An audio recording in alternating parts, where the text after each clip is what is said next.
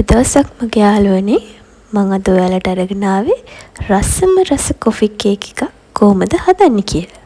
අපි එනම් බලමු කොහොමද මේක හදන්නේ කියලා. අපි මේකට ගන්න ඕනේ කාමර උෂ්ණත්වයේ තියෙන බටර් 250. මේක ගොඩක් කූල් පිට ගන්නත් එපා. ඒ වගේම ගොඩක් මෙල්ට් වෙච්ච බටර් එක ගන්නත් එපා. බටර් එක ගොඩක් කූල් පිට ගත්තාම බැටර් එක ගොඩක් කර්ටල් වෙන්න බලනවා. අද මම අරන් තියෙන්නේ මෙඩෝලි. මෙඩෝලි වෙනුවට ඔයාලට ඇස්ට්‍රා වගේ මාගරින් එකක් ගන්නත් පුළුවන්. එහෙම නැත්නම් හයිලන්ඩ් වගේ බටර් එකක් ගන්නත් පුළුවන්. හයිලන්ඩ් වගේ බටර් එකකින් හදුවහම කේක් එක හරිම රසවත්. අද මම යූස් කරලා තියෙන්නේ මෙඩෝලි. මුලින්ම මේ මෙඩෝලි 250 හොඳට බීට් කරගන්න ඕනේ. සිහින් කැට සහිත සීනි 250ක් පුඩ මේ බැටර් එකට එකතු කරන්න ඕනේ. සීනි ඔක්කොම එකවර එකතු කරන්න එපා. ලොකු කැට සහිත සීනි ගන්නත් එපා. ලොකු කැට සහිත සීනි ගත්තාම වෙන්නේ අපිට සීනි දිය වෙනකම් මේක බීට් කරන්න වෙනවා. බීට් කරාම මේ බීට හුක් කරලා තියෙන උෂ්ණත්වය කේක් බැටර් එකට බලපාලා ගොඩක් වෙලාවට බටර් එක මෙල්ට් වෙන්න බලනවා. ගොඩක් අයට තියෙන ප්‍රශ්නයක් තමයි කේක් එකේ උස.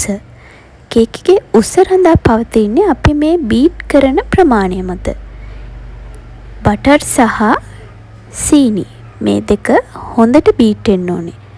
ක්‍රීමි එකක් වෙනකම් හොඳට බීට් වෙන්න ඕනේ. එතකොට තමයි මේ කේක් එකේ උස හොඳට ගන්න පුළුවන් වෙන්නේ.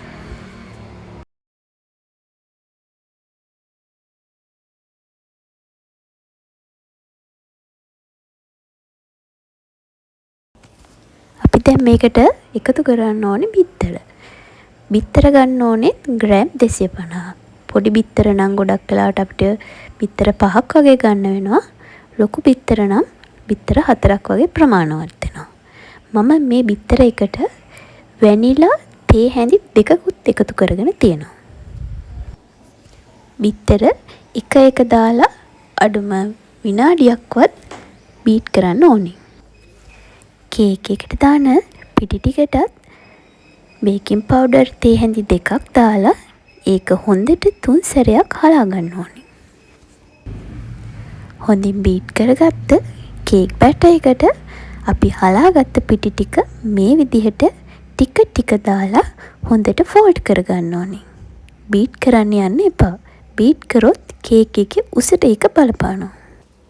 දැන් මම මේ එකතු කරන්නේ ෆ්‍රෙෂ් මිල්ක් මේස හැඳි දෙකකට නෙස්කැෆේ තේ හැඳි දෙකක් දාලා හදාගත්ත කෝපි මිශ්‍රණය. සරලවම කිව්වොත් කඩේ තියෙනවා සීනි රහිත නෙස්කැෆේ පැකට්ස්. මේ පැකට් වලින් දෙකක් ගන්න ඕනේ.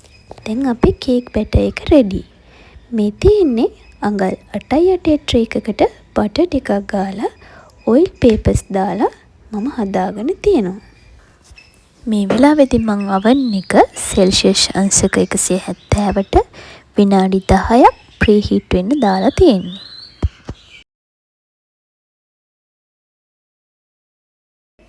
දැන් අපි මේ විදිහට කේක් බැටර් එක දාපු ට්‍රේ එක ටැප් කරන්න ඕනේ.